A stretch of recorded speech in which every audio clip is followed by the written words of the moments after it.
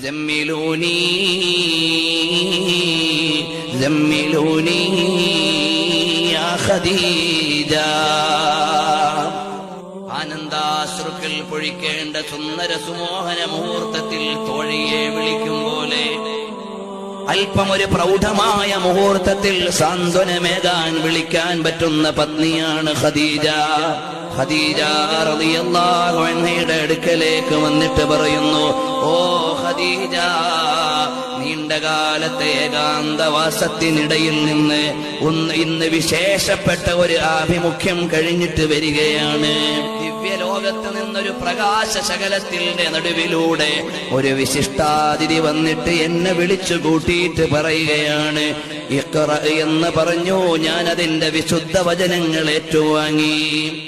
സ്നേഹസമ്പൂർണയായ കൂട്ടുകാരി ഖദീജത്തുൽ കുബ്രാ റളിയല്ലാഹു അൻഹ സാന്ത്വനിപ്പിച്ച് സമാധാനപ്പെടുത്തി കിടത്തിയിട്ട് പറയുകയാണ്, നിങ്ങൾക്ക് നല്ലതേ വരുള്ളൂ നബിയേ, തെറ്റായതൊന്നും തങ്ങൾക്ക് വരാൻ പോകുന്നില്ല.